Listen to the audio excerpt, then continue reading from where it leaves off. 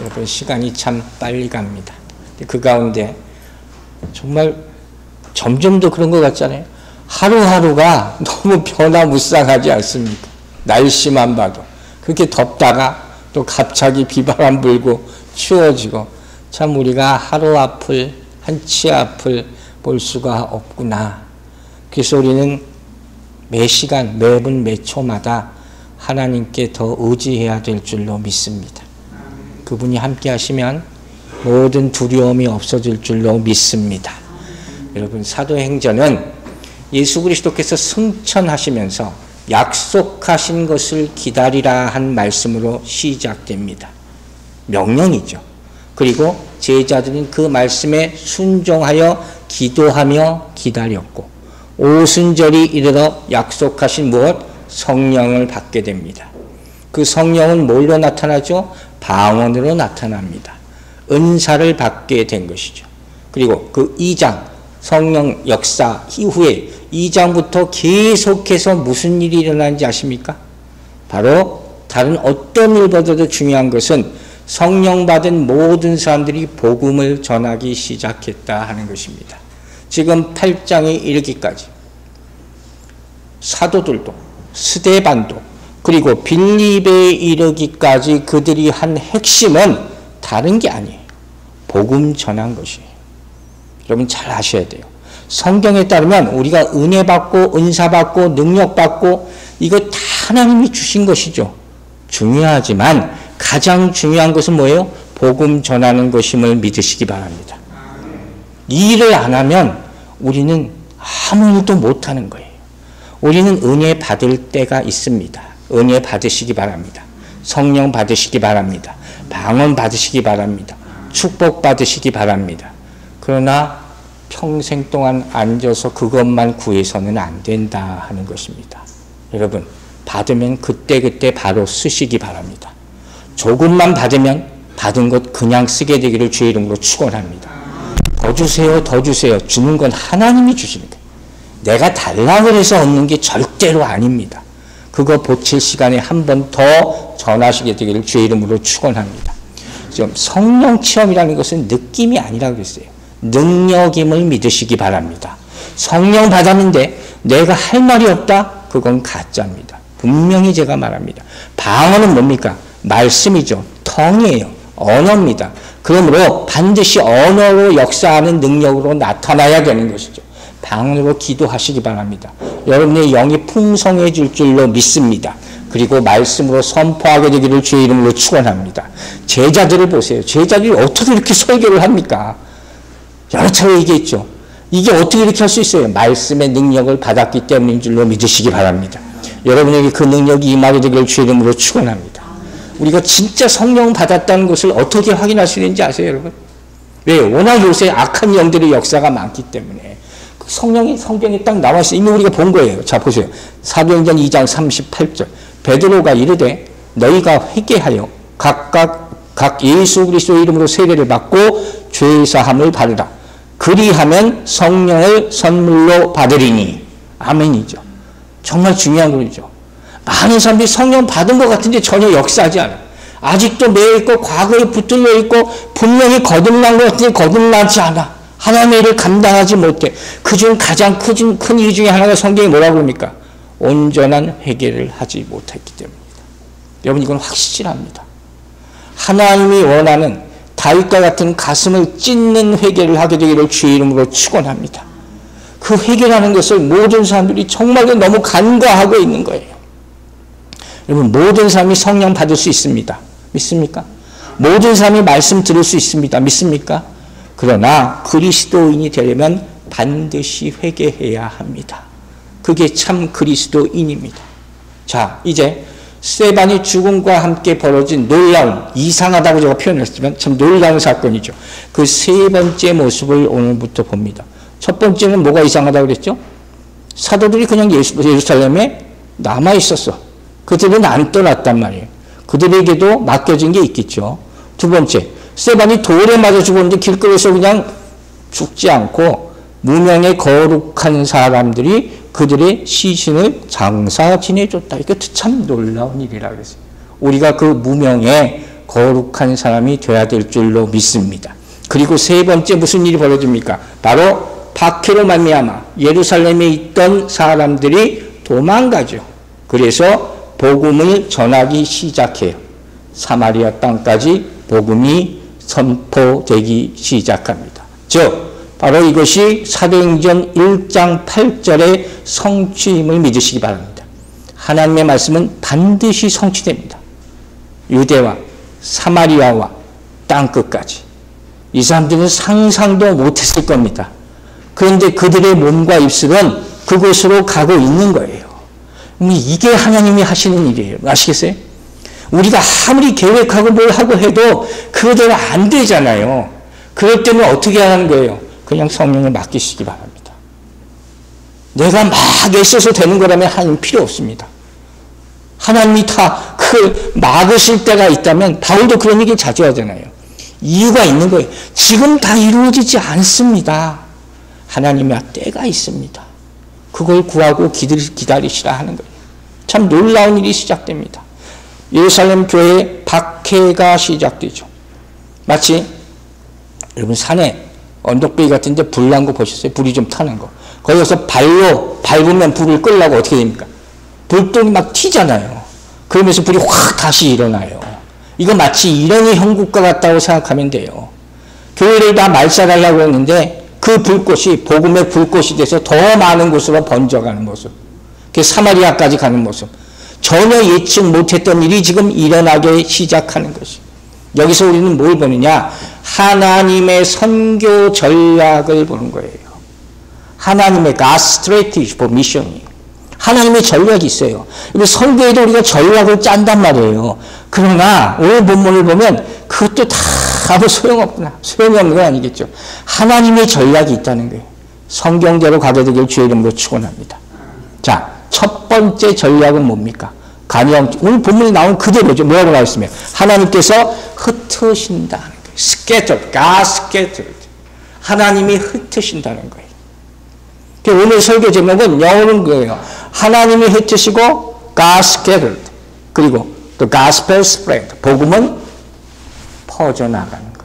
간단하죠. 간단하지만 엄청난 역사가 여기 담겨져 있는 거예요. 4절, 5절에 다 그 단어가 사용됐다는 거예요.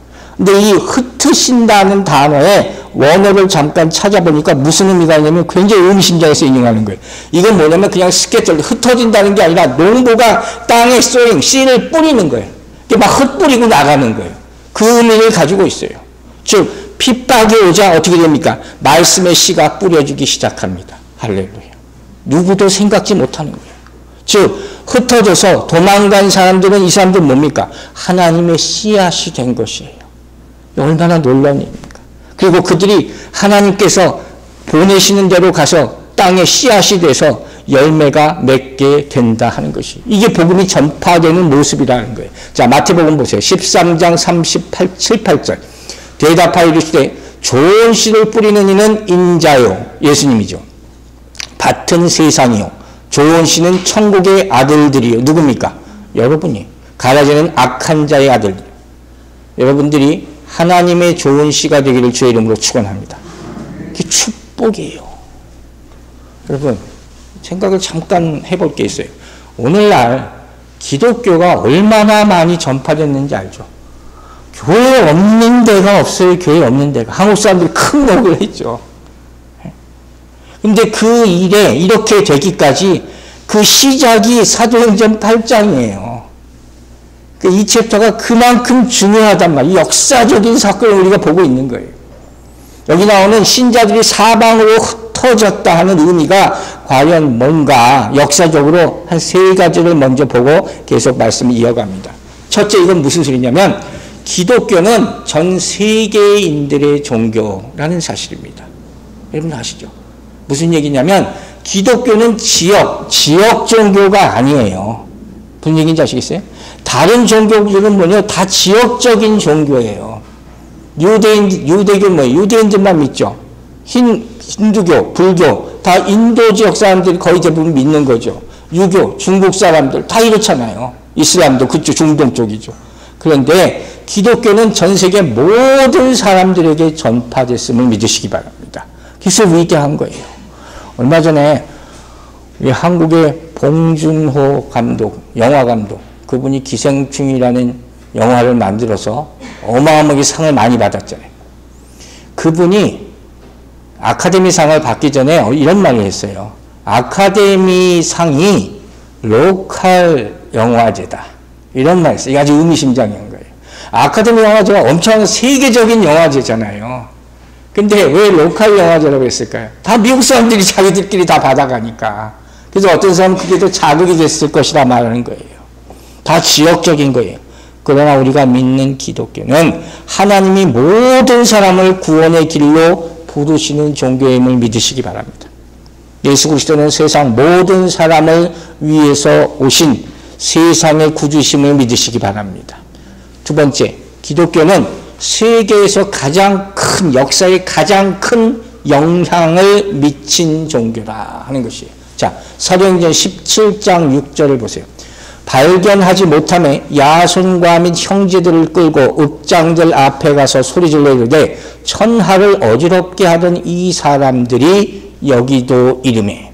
여러분, 여기 나오는 천하를 어지럽게 하던 사람들이 누구예요? 이거 누굴까요? 그리스도인들이. 그리스도인들은 조용한 사람들이 아니에요. 쉽게 말하면 세상을 뒤집어 엎은 사람들, 세상을 바꾼 사람들. 역사를 보세요. AD 325년에 무슨 일이 일어난지 여러분 아세요? 기독교가 당시 세계의 중심이라는 로마 제국의 국교가 된 그런 역사적인 날. 상상도 못할 날이죠. 로마는 지금의 미국이에요. 국교가 된 거예요. 인류 역사를 BC와 AD로 나눕니다. 어떻게 나눕니까? 예수 그리스도가 태어난 날, BC가 뭐의 약자예요? Before Christ잖아요. 예수 그리스도가 태어난 그 전이에요. AD가 아노 도민이란 말이에요. 예수 그리스도의 세기란 말이에요. 예수 그리스도의 역사가 이렇게 나눠진다 하는 것이에요. 여러분 그거 아세요? 구제, 학교 짓고, 병원 짓고, 이거 다 누가 시작한 건지 아세요? 다 교회에서 시작한 거예요. 세계 역사는 다 교회를 통해서 이루어져 가고 있는 것이에요. 그리고 이 모든 일의 시작이 어디라고요? 사도행전 8장이란 말이에요. 그러므로 이 챕터를 여러분 잘 주의해서 보시기 바랍니다. 세 번째, 기독교는 시작부터 영적인 싸움이었어요. 그걸 알고 사도행전을 봐야지 전개되는 모든 사건을 이해할 수가 있다는 거예요. 영적 싸움이라는 관점에서 여러분들 오늘부터 이 사도행전을 다시 보시기 바랍니다. 그래야지 정말로 이 사건 가운데 우리가 어떤 위치에 있고 교회가 어떤 위치에 있느냐를 이해할 수가 있는 거예요. 이게 무슨 소리냐? 교회라는 것은 그 존재 자체가 뭐라고요? 퍼져나가는 것이라는 거예요. 스프레이드입니다. 교회는 가만히 있는 것이 아니에요. 교회를 뭐라 부르냐? 에클레시아라고 부릅니다. 오늘 용어가 가끔 나오지만 들어본 적 있을 거예요. 에클레시아라는 말 들어봤을 거예요. 모인다는 의미도 있지만 이게 에크라는 단어하고 칼레오라는 단어의 합성어예요. 근데 에크라는 단어는 무슨 뜻이냐면 밖으로요. 밖으로. 아웃사이더.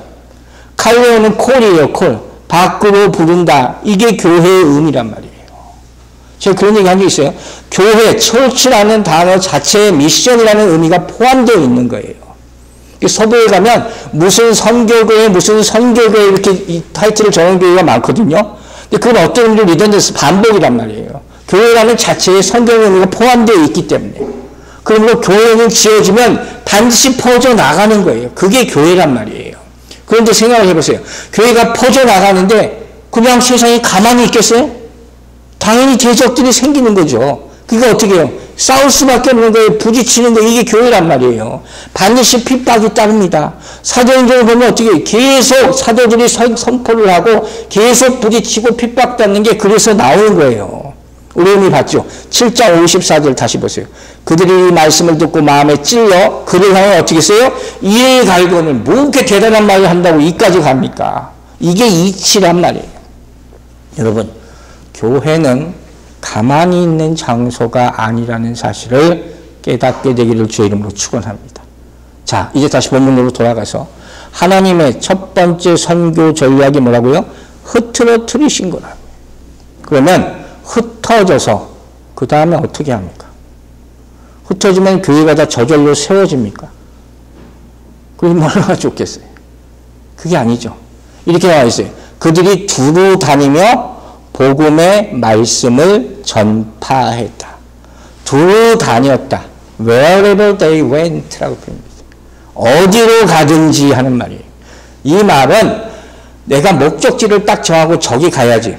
그리고 내가 말씀을 딱 준비했다가 그걸 오늘 만나는 사람한테 전해야지. 그게 아니라는 거예요.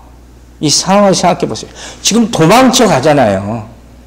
심각한 거에 아주 죽느냐 사느냐 쫓겨 도망쳐 가면서 발길이 닿는 곳마다 계속 예수를 전했다. 지금 이 상황인 거예요. 저는 이 말씀을 전하면서 참 정말 궁금했어요. 어떻게 이 사람들이 이렇게 할 수가 있었을까? 이론으로는 가능하죠. 여러분 생각을 해보라고요. 여러분이 이렇게 할 수 있겠나? 지금 내가 목숨이 경각에 달려있어요. 뒤에서 사람들이 쫓아오는데 그 도망쳐가면서 복음을 전하고 만나는 사람들, 저 사람들 죽일지도 모르는데 지금 이걸 했다는 거예요. 자, 어떻게 가능했을까? 어떻게 가능했을까요?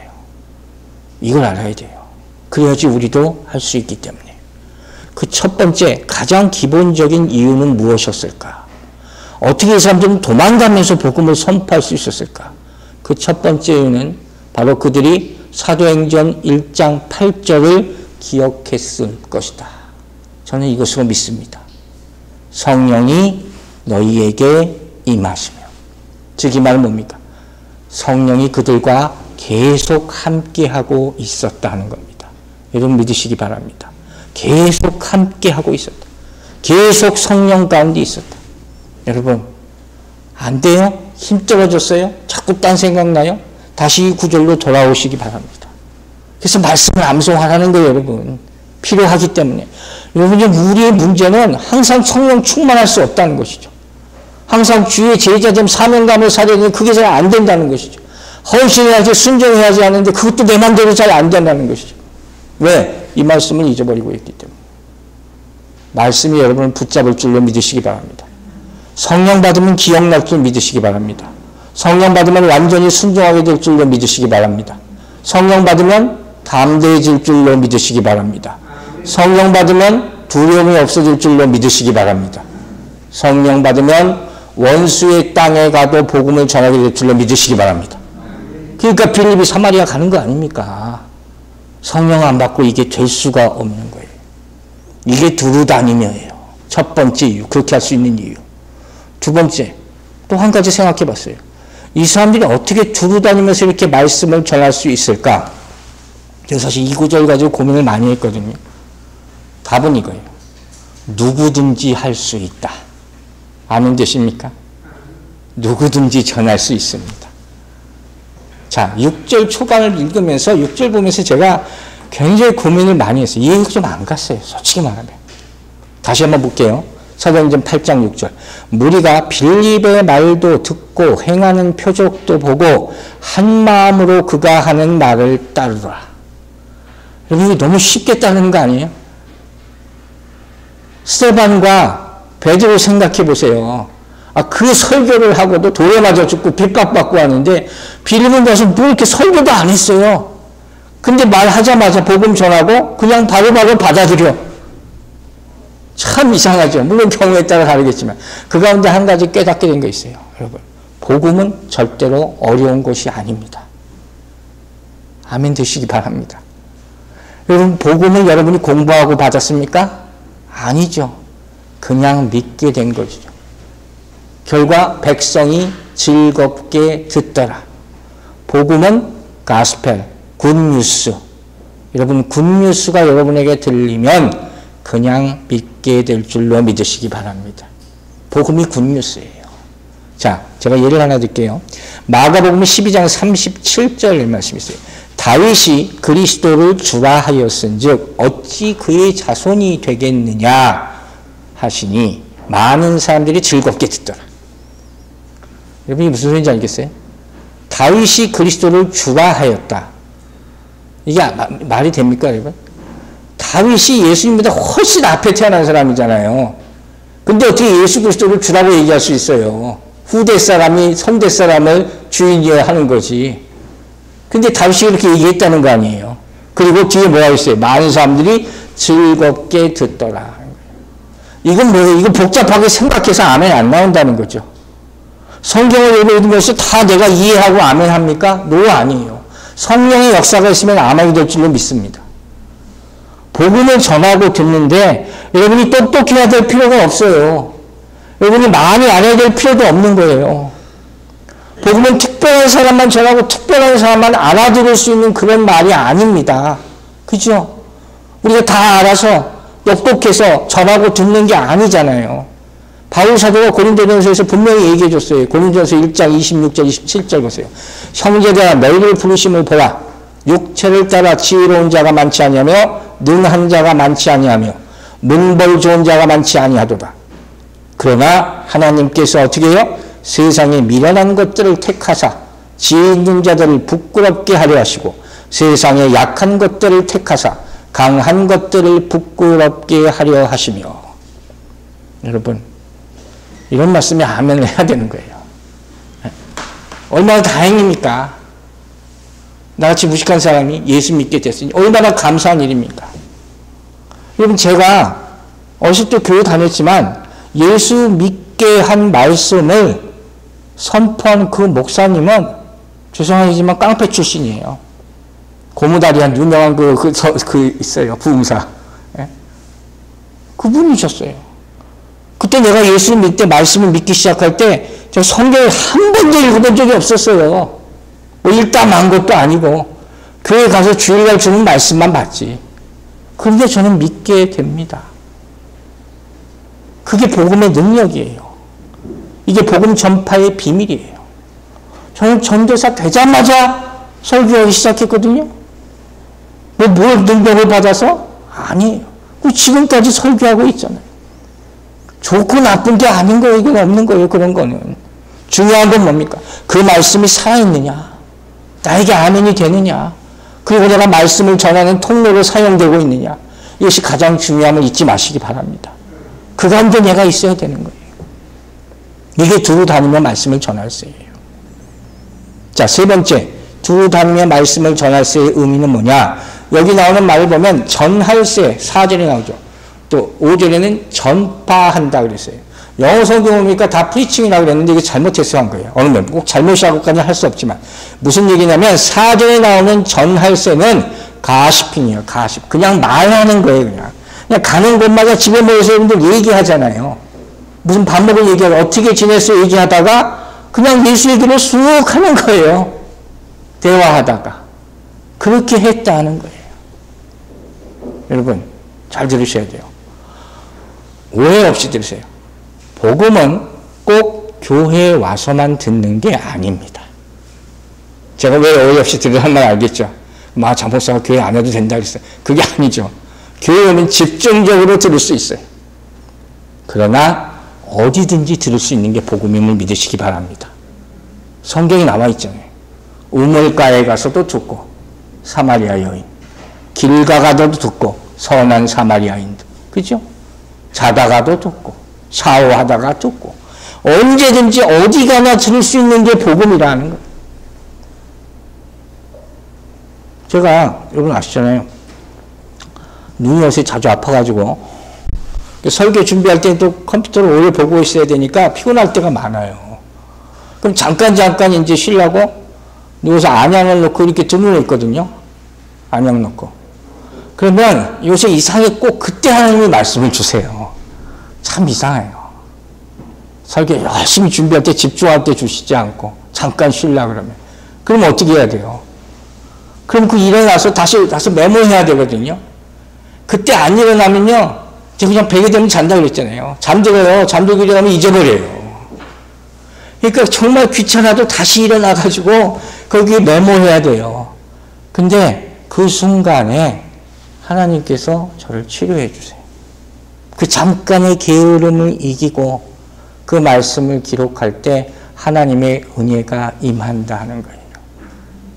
언제 여러분에게 말씀이 임할지 모릅니다. 두루 다니시기 바랍니다. 아시겠어요? 그러다가 만나는 사람들에게 복음을 전하세요. 그것이 축복이고 그것이 사명인 줄로 믿습니다. 그 사람이 지금 하나님께 쓰임받는 사람이 될 줄로 믿으시기 바랍니다. 여러분, 기도 부탁을 하나 할게요. 사랑이라는 애가 하나 있어요. 우리 장로님 손님 어린 딸이죠. 기도 부탁을 제가 2번 받았거든요. 어린애인데 제가 다는 얘기 못하지만 질병이 있어서 수술 받아야 합니다. 장로님 손님으로 알게 돼서 만난 아이의 딸이에요. 그 아이를 어떻게 알게 하실까요? 저는 성령의 인도하심인 줄로 믿습니다. 우리가 하여금 기도하게 하심을 감사하고 하나님의 치유의 능력이 그에게 임하기를 주의 이름으로 축원합니다. 이게 두루 다님이에요. 여러분에게 이런 기도 기회가 얼마나 많은 줄로 그걸 알고 계시기 바랍니다. 놓치지 말게 되기를 주의 이름으로 축원합니다. 자, 이제 보세요. 흩어진 사람들이 여기저기 돌아다니면서 그 다음에 더 중요한 게 남아요. 그 다음에 뭐예요? 복음을 전합니다. 수다 떨러 돌아다니는 게 아니에요.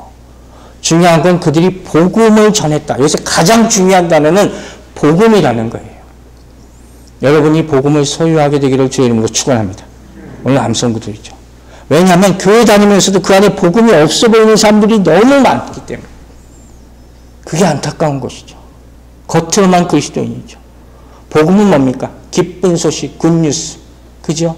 복음은 살아있는 예수 그리스도가 여러분 안에 계신 것인 줄로 믿으시기 바랍니다.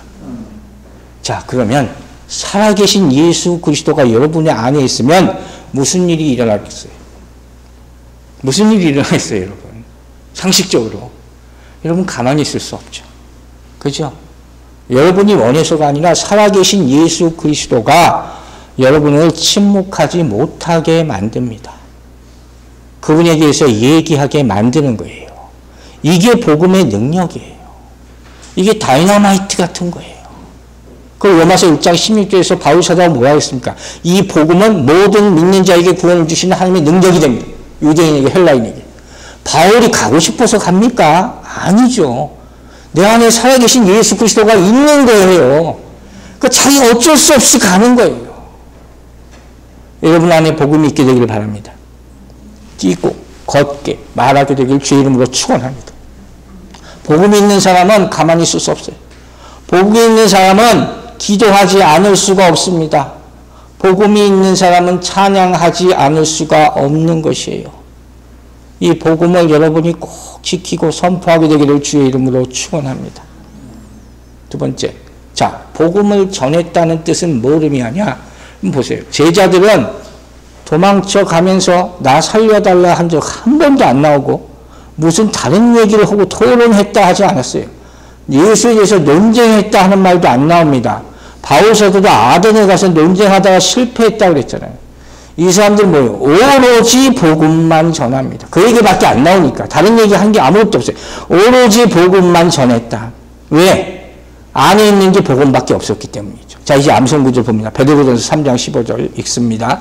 너희 마음에 그리스도를 주로 삼아 거룩하게 하고 너희 속에 있는 소망에 관한 이유를 묻는 자에게는 대답할 것을 항상 준비하되 온유와 두려움으로 하고. 여러분 항상 준비하시기 바랍니다. 그리스도인이라면 항상 그리스도를 전할 준비를 하고 있어야 합니다. 주변에 그리스도인이 없습니까? 여러분이 그리스도를 친구들에게 전하시기 바랍니다. 그래야 그리스도인이에요. 여러분이 그리스도인인지 여러분이 말할 수 있어야 되는 거예요. 그걸 누가 억지로 찔러야지 말합니까? 그건 부끄러운 모습이죠. 왜 여러분이 그리스도인인 줄 아십니까? 여러분 안에 그리스도의 영이 있기 때문이라고 로마서 8장 9절에서 말합니다. 다시 한번 봅니다. 만일 너희 속에 하나님의 영이 거하시면 너희가 육신에 있지 않고 영에 있나니 누구든지 그리스도의 영이 없으면 그리스도의 사람이 아니니라. 여러분 안에 성령이 있게 되기를 주의 이름으로 축원합니다. 그걸 증거하시기 바랍니다. 이건 그냥 자동적으로 되는 거예요. 복음 자체의 선포의 능력이 있기 때문이에요. 선포할 때 능력이 나타나는 거예요.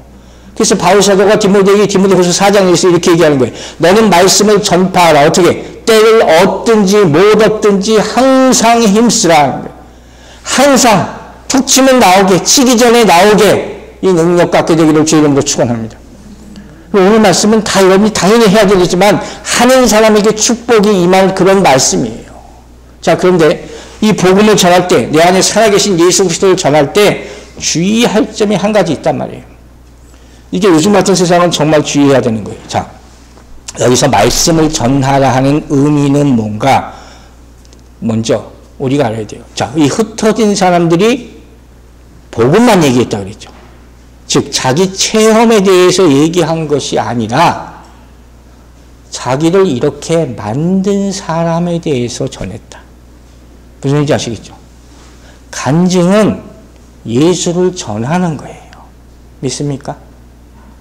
간증은 물론 내 체험으로 시작하죠. 그 3요소 아시죠? 예수 믿기 전, 예수 믿었을 때, 예수 믿은 후에 다 좋아요. 그런데 내가 하면 그건 간증이 아니에요. 나를 변화시켜 주신 예수 그리스도를 전하시기 바랍니다. 이게 진짜 간증이죠. 간증은 경험도 아니고 철학도 아니고 내 지식도 아니에요. 성경 말씀을 인용해서 전하게 되기를 바랍니다. 그게 정말 역사하는 간증이 돼요. 여러분 그리스도인입니까? 그리스도인은 신분이 바뀌는 거예요. 성령 받고 신분이 바뀌게 됐으면 믿으시기 바랍니다. 신분이 바뀌게 되는 순간은 내가 성령 체험이 돼서 그렇게 된 것이 아니에요. 착각하지 마세요. 그게 아니라 말씀이 계속 나에게 공급되기 때문인 줄로 믿으시기 바랍니다. 그래야지 계속 그리스도인으로 살아갈 수가 있는 거예요. 체험이 있다가도 없는 거고 능력으로 나타나가도 없어질 수도 있는 거고 그것만 구하지 말라는 거예요. 그보다 더 중요한 건 뭐라고요? 예수 그리스도, 그 말씀, 그것이 여러분을 그리스도인으로 살게 해주시는 힘과 동력이 됨을 믿으시기 바랍니다. 그래서 복음은 뭐라고 했어요? 복음의 말씀, 여성은 the word, 더 바로 그 말씀이라는 거예요. 여러분 성경 밖에서 또 다른 무엇인가 있는 걸 자꾸 찾지 마세요. 이게 제가 정말 권면합니다. 그것 때문에 혼란스러워질 수가 있기 때문이에요. 분명히 얘기합니다. 교회는 또 다른 진리를 찾는 곳이 아니에요. 이미 진리는 있어요. 믿습니까? 그리고 여러분이 선포하는 곳임을 믿으시기 바랍니다. 그게 참 그리스도인이에요. 제가 체험을 얼마나 강조합니까? 지난주에도 얘기했죠. 그냥 직접 체험과 간접 체험이 있다고 그랬잖아요. 남이 체험한 거 들어도 크게 그게 영향을 미친다면 아직까지도 어린아이 같은 거예요. 이제는 내 말씀을 붙잡아야죠. 이제는 내가 직접 예수 그리스도의 능력을 받게 되기를 바랍니다. 말씀에 대한 확신과 체험과 이 둘 중에 뭐가 더 중요합니까, 여러분? 말씀이 말씀. 당연히 말씀이 중요한 거예요. 체험이 아무리 있어도 말씀으로 증명되어야 하는 것이에요. 믿습니까, 여러분? 그게 진짜란 말이에요. 그게 성령의 역사예요. 내가 보고 좋은 말, 좋은 체험 이거 들어도 그게 좋다는 게 여러분이 좋다고 해서 진리가 아니에요. 그걸 분별하라는 겁니다. 체험은 100% 복음이 아닐 수도 있습니다. 제가 분명히 얘기합니다. 즉 잘못 사용될 수도 있다는 거예요. 요즘 같은 세상에서는 워낙 악한 놈의 역사가 많기 때문에 그것만 자꾸 찾으러 다니지 말라는 거예요. 여러분 보세요. 누군가가 정말 하늘나라 가기 일보 직전까지 갔어요. 그 사람에게 제일 필요한 게 뭡니까? 내가 이렇게 살았습니다. 아니죠. 예수 그리스도를 믿으세요. 이것밖에 없는 거예요. 세 번째, 여러분 복음은 심플한 거라고 그랬어요. 다른 거 필요 없어요. 그러나 성경을 보면 이건 광대합니다. 심오한 거예요. 정말 깊은 말씀이죠. 그래서 뭐라고 해요? 미스테리라고 하는 거예요. 비밀이요. 풍성한 거. 그걸 고린도 교회에 이렇게 사도 바울이 얘기합니다. 자, 고린도전서 2장 6절과 7절 보겠습니다. 그러나 우리가 온전한 자들 중에서는 지혜를 말하노니 이는 이 세상의 지혜가 아니요 또 이 세상에서 없어질 통치자들의 지혜도 아니요 오직 은밀한 가운데 있는 하나님의 지혜를 말하는 것으로서 곧 감추어졌던 것인데 하나님이 우리의 영광 위하여 만세전에 미리 정하신 것이라. 뭐라고 얘기해요? 이 세상 지혜가 아니다. 감춰졌던 것이다. 복음은 우리 인간이 생각할 수 있는 것 이상인 줄로 깨닫고 믿으셔야 되는 거예요. 우리가 인간이 생각할 수 있는 것 중에 가장 큰 것, 그보다 더 큰 것, 가장 깊은 것, 그보다 더 깊은 것, 가장 높은 것보다 더 높고 가장 영광스러운 것인 줄로 믿으시기 바랍니다. 그것을 에베소 3장 18절 19절 이렇게 표현합니다. 능히 모든 성도와 함께 지식에 넘치는 그리스도의 사랑을 알고, 그 다음에 뭐라 했죠? 그 너비와 길이와 높이와 깊이가 어떠함을 깨달아 하나님의 모든 충만하신 것으로 너희에게 충만하시기를 구하노라. 성령의 충만함이 여러분에게 임하기를 주의 이름으로 축원합니다. 그렇죠? 구하면 구할수록 그분이 커지지만 나를 향한 사랑도 더 커짐을 믿으시기 바랍니다. 이걸 어떻게 깨닫습니까? 앞에 16절에 이렇게 이야기하고 있어요. 에베소 3장 16절. 그의 영광의 풍성함을 따라 그의 성령으로 말미암아 너희 속사함을 능력으로 경건하게 하시오며, 성령의 역사가 있게 되기를 바랍니다. 성령의 법을 깨닫게 하시고 그 비밀, 그 광대함을 선포할 수 있게 되기를 주의 이름으로 축원합니다. 여러분, 하나님이 일을 이루어 가시는 방법은 사람과 다릅니다. 이제는 아시죠? 다릅니다. 중요한 것은 우리가 어떤 일이 있을 때 우리의 관점을 어디에 두느냐 하는 거예요. 자, 예루살렘 교회를 보세요. 예루살렘 교회는 난리 났습니다. 교회가 풍지박산 나고 사람이 다 흩어집니다. 큰일 났구나 하는 거죠. 그런데 이방 세계의 관점에서 보면 이제 복음이 그들의 세계로 들어오는 시작. 그게 바로 사도행전 8장입니다. 여러분 아시겠습니까? 오늘 제가 중요한 말씀은 한 가지 여러분에게 권면을 합니다. 우리와 함께 예배드리고 또 잘 알던 분들, 그러다 교회를 떠난 분들이 있습니다. 그분들을 축복하시기 바랍니다. 그분들이 복음의 씨앗이 돼서 더 많은 땅에 복음을 전하게 되기를 주의 이름으로 축원합니다. 여러분, 디아스포라라는 말 들어봤죠? 사람이나 집단이 한 곳에서 살다가 다른 곳에 퍼져서 사는 거예요. 그 디아스포라, 그 디아 오는데 죄송합니다만 언어를 설명을 잠깐 하자면 이런 거예요. 디아라는 말이 넘어간다는 뜻이에요. 스포라는 스프레드예요. 넘어서 퍼져나가는. 그게 디아스포라예요. 그게 교회라는 말이에요. 쉽게 말하면 이상가족이 이상가족. 그게 하나님의 뜻이에요. 이게 언제부터 시작됐을까요? 그 성경을 보면 최초의 디아스포라는 누굽니까? 대부분이 아브라함이라고 그러잖아요. 그죠? 근데 제가 이번에 다시 한번 생각해 보니까 물론 아브라함이 맞는데 저는 처음부터인 것 같아요. 더 앞에. 아담부터인 것 같아요. 아담부터. 다 나갔으니까. 근데 중요한 건 뭐예요? 이게 자의적으로 나간 사람이 한 사람도 없어. 다 하나님의 강권적인 역사로 나갔어요. 그렇잖아요. 아담도 에덴 동산으로 떠나고 싶겠어요? 아브라함이 갈대우르를 떠나고 싶었겠어요? 하나님이 다 떠나게 하신, 다 쫓기라는데 아브라함도 떠나라는 명령을 가지고 바벨론 포로에서 하고 싶어서 합니까? 그것도 그런 거예요. 바울도 가고 싶어서 갔습니까? 떠난 거예요. 여러분, 청교도들이 왜 미국까지 왜 옵니까? 쫓겨나서 온 거예요. 그러나 하나님의 뜻이 거기 있어요. 하나님의 뜻이 뭡니까? 흩어지게 만들어서 그곳에 하나님의 나라를 세우는 것. 이게 하나님의 뜻이에요. 우리는 뭐라고요? 나그네예요. 잊지 마세요. 우리는 순례자임을 잊지 마시기 바랍니다. 여러분, 말씀 정리할게요. 이제 복음 전할 준비가 됐는 줄로 저는 믿습니다. 전할 때 전해보지도 않고 겁부터 먹지 마세요. 그러지 마세요. 복음 전하는 건 내가 용기가 있어서가 하는 게 아니라, 능력이 있어서 하는 게 아니라 그랬잖아요. 우리가 전할 수 있는 것은 복음 자체의 능력이 있어서임을 잊지 마시기 바랍니다. 한마디 전할 때 두 마디 더 할 능력을 성령님께서 주실 줄로 믿습니다. 마태복음 28장 마지막에 18절부터 뭐예요? 제자 삼으라, make disciple라는 말씀이 나오죠.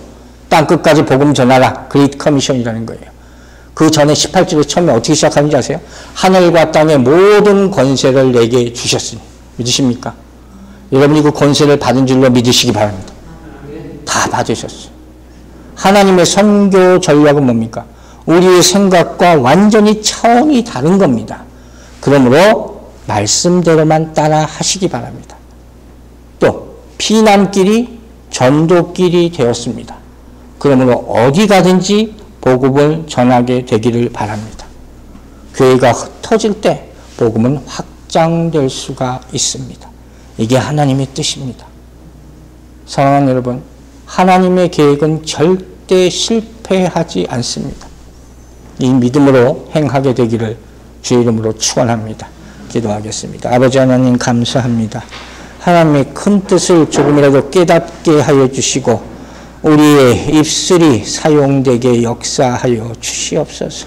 성령의 우리의 혀를 주님의 복음을 전파하는 데 쓰임받는 도구가 되게 하여 주시고 성령의 우리를 담대하게 하여 주셔서 모든 환경과 우리를 가로막는 것들을 이겨내고 우리 가까운 이웃에서부터 먼 곳에 있는 사람에까지 하나님께서 허락하는 그 범위 안에서 복음을 전하여 땅끝까지 주의 복음을 전하는 주의 사명을 다 감당하는 주의 제자 되게 하여 주시옵소서.